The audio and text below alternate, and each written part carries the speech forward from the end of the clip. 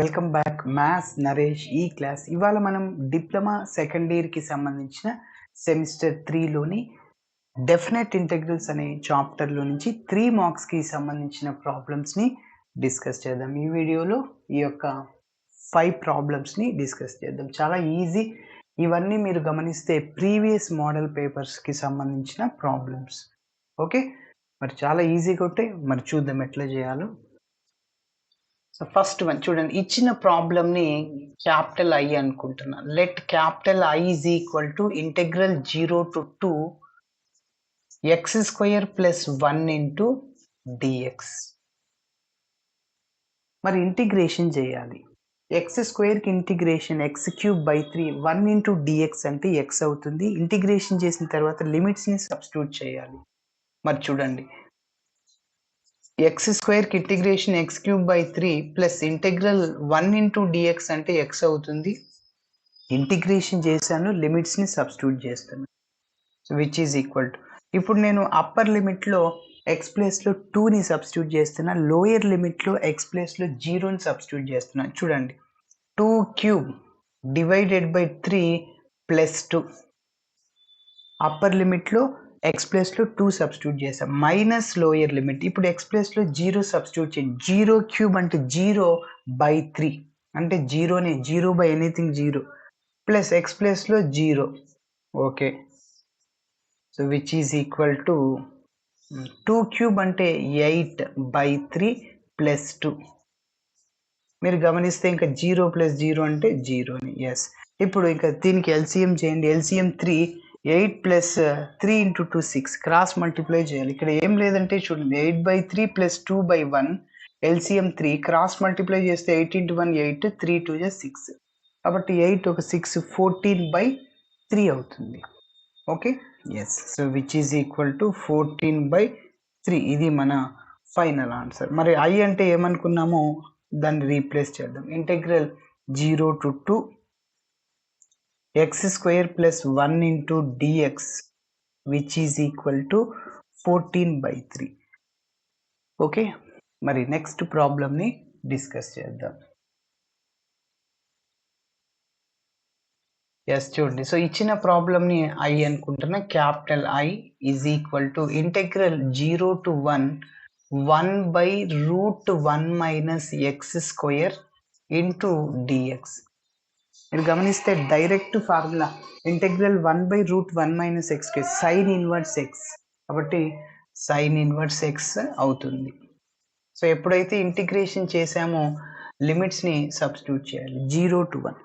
ఇప్పుడు మనం అప్పర్ లిమిట్లో ఎక్స్ ప్లేస్లో 1 సబ్స్టిట్యూట్ చేస్తాం, లోయర్ లిమిట్లో ఎక్స్ ప్లేస్లో 0ని సబ్స్టిట్యూట్ చేస్తాం. So which is equal to sine inverse x ప్లేస్లో 1 సబ్స్టిట్యూట్ చేస్తున్నా, మైనస్ లోయర్ లిమిట్ ఎక్స్ ప్లేస్లో 0 అంటే సైన్ ఇన్వర్స్ ఆఫ్ 0.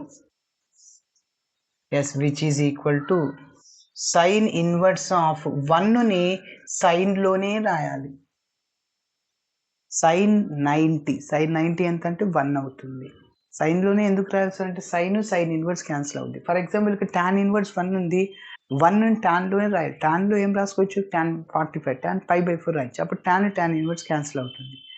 కాబట్టి సో 1ని సైన్ పై బై 2 రాసుకోవచ్చు, అంటే సైన్ 90 అంటే 1 మైనస్ సైన్ ఇన్వర్స్ ఆఫ్ 0ని సైన్లోనే రాసుకోవాలి, అంటే సైన్ 0, ఎందుకంటే సైన్ 0 0 కాబట్టి సో 0ని సైన్ 0 రాయొచ్చు. ఎస్, ఇప్పుడు మీరు గమనిస్తే sine inverse cancel, pi by 2 మిగులుతుంది, minus sine inverse cancel 0, pi by 2 minus 0 అంటే పై బై 2నే సార్. సో చివరిగా ఐ అంటే మనం ఏమనుకున్నామంటే మన ప్రాబ్లమ్ని integral 0 to 1 by root 1 minus x square into dx. Okay, మరి నెక్స్ట్ ప్రాబ్లమ్ని డిస్కస్ చేద్దాం. Third one.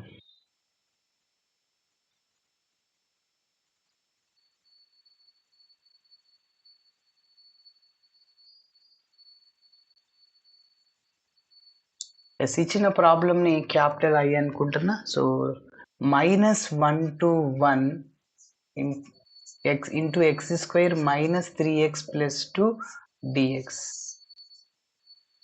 ఎస్, ఇప్పుడు మనం ఇంటిగ్రేషన్ చేయాలి. ఇంటిగ్రేషన్ చేసిన తర్వాత లిమిట్స్ని సబ్స్టిట్యూట్ చేయాలి. అప్పర్ లిమిట్ని, దాని తర్వాత లోయర్ లిమిట్ని సబ్స్టిట్యూట్ చేయాలి. ఎస్, చూడండి, ఎక్స్ స్క్వేర్కి integration x cube by 3 minus integral x power n d x formula x power n plus 1 by n plus 1. పవర్లో ఎంత ఉంటే దానికి ప్లస్ 1ని యాడ్ చేయాలి డినామినేటర్లో కూడా.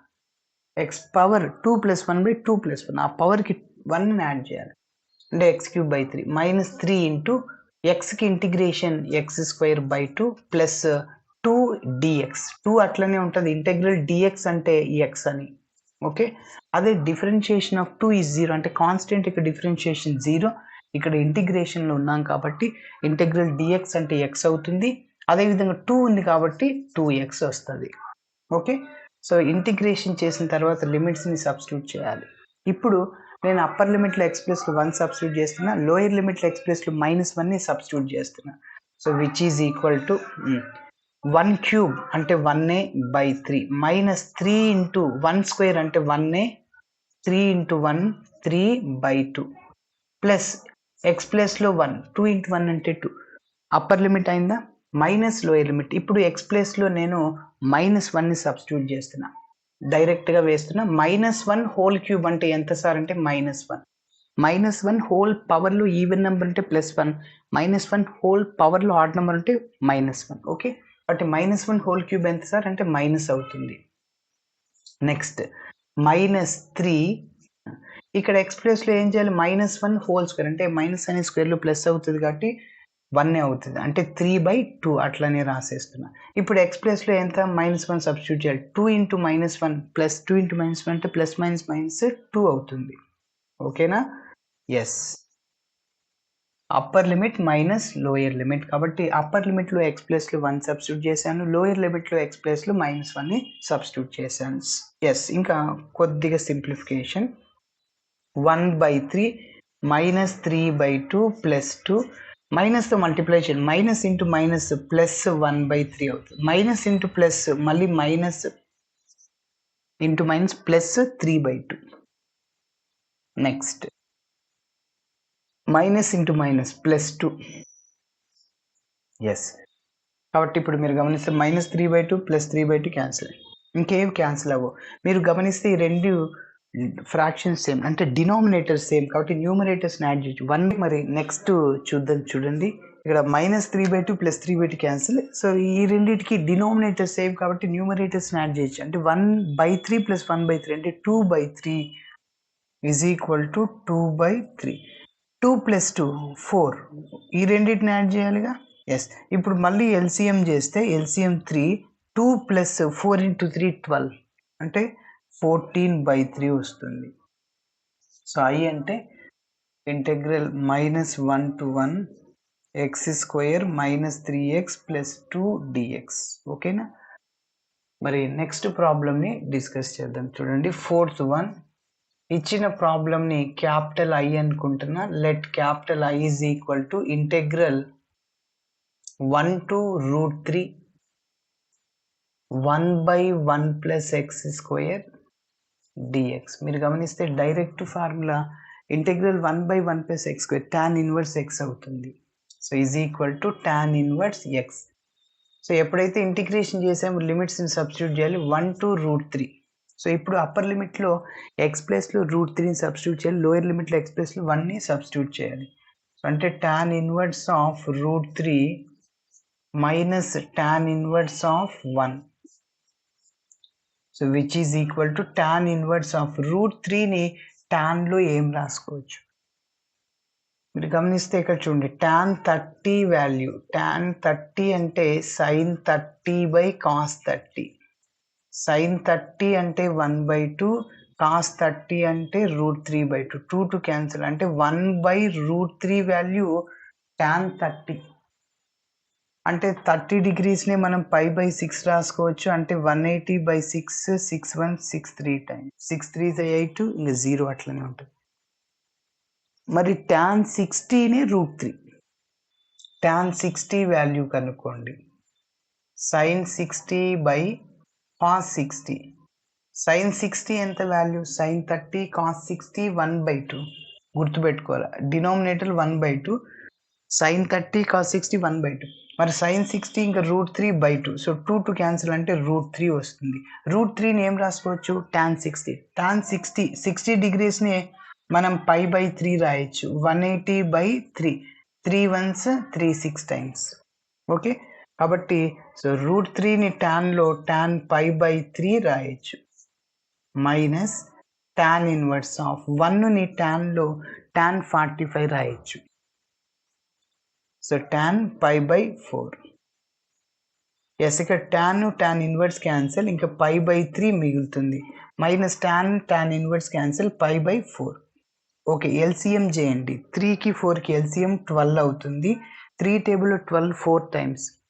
సో 4 into π 4π మైనస్ 4 టేబుల్లో 12 3 టైమ్స్ క్యాన్సిల్ అవుతుంది. సో 3 into π న్యూమరేటర్తో మల్టిప్లై చేయండి. 4π నుంచి 3π తీసేస్తే π ఇంకా /12 అట్లనే ఉంది. ఇది మన final answer. Next 5th one, ఇంటిగ్రేషన్ని I అనుకుంటున్నాము. Integral 0 to π sin x into dx. Yes, మీరు గమనిస్తే డైరెక్ట్గా ఇక్కడ ఫార్ములా ఉంది. సైన్కి ఇంటిగ్రేషన్ మైనస్ కాస్ ఎక్స్ అవుతుంది. సైన్కి ఇంటిగ్రేషన్ మైనస్ కాస్ ఎక్స్. కాస్కి ప్రాబ్లం చూద్దాం. సైన్కి ఇంటిగ్రేషన్ మైనస్ కాస్ ఎక్స్ అవుతుంది. ఎప్పుడైతే ఇంటిగ్రేషన్ చేసామో లిమిట్స్ని సబ్స్టిట్యూట్ చేస్తున్నా 0 to π. ఇప్పుడు నేను అప్పర్ లిమిట్లో ఎక్స్ ప్లస్లో పై సబ్స్టిట్యూట్ చేస్తున్నా. Minus cos pi minus lower limit, మళ్ళీ దీంట్లో ఎక్స్ బదులు 0. ఆల్రెడీ ఇక్కడ మైనస్ ఉంది, మైనస్ లోయర్ లిమిట్లో మైనస్ ఉంటుంది. Plus cos 0. Yes, minus cos pi ఎంత వాల్యూ అంటే -1. కాస్ 0 1. మైనస్ ఇక్కడ +1. 1 + 1 2. ఓకే, ఇది మన ఆన్సర్. చివరిగా I అంటే integral 0 to π sin x into dx. Okay, మీరు గమనిస్తే చూడండి, ఇక్కడ కాస్ పై గురించి డిస్కస్ చేద్దాం. సైన్ n పై ఎంత అంటే వాల్యూ 0, అంటే n బదులు ఎంత అయినా సబ్స్టిట్యూట్ చేయండి. 0 1 2 3 and so on. Sine 1 into π 0, sine 0 into π, sine 0 అంటే 0, సైన్ 3π 4π మొత్తం 0నే సైన్లో. అదే కాస్లో అయితే cos n pi formula -1 whole power n. n even number అయితే +1, ఆడ్ నెంబర్ అయితే -1. సో కాస్ n బదులు 1 తీసుకోండి. 1 into π అంటే -1 హోల్ పవర్ 1 ఎంత? -1. ఫర్ ఎగ్జాంపుల్ కాస్ 2π n ప్లేస్లో ఎంత? 2 సబ్స్టిట్యూట్ చేయండి. -1 హోల్ స్క్వేర్ ప్లస్. కాబట్టి గమనించండి, అందుకోసం ఇక్కడ కాస్ పై -1 రాసి. ఓకే, ఇట్లా చేయాలి. Thanks for watching my video. Video నచ్చితే ఖచ్చితంగా మీ ఫ్రెండ్స్ కూడా షేర్ చేయండి. బాయ్.